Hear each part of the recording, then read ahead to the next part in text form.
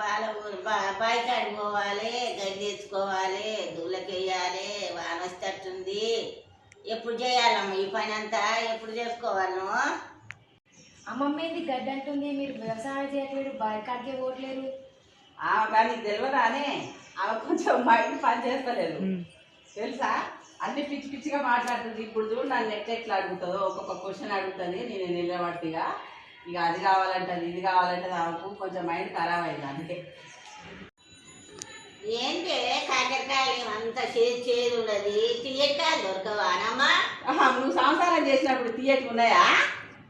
కాకరకాయలు చేదు ఉంటాయమ్మా, తీయ ఉండవా? ఆహా సరే, ఈసారి తీయకాయలు చూసి తెచ్చి కాకరకాయ వండి పెడతలే. సరే. చింతకాయలు ఏందమ్మా వంక పింక ఉండయి, చక్కగా ఉండయి తెచ్చుకోవాలి. కానీ ఈసారి చక్కగా తెస్తాంలే.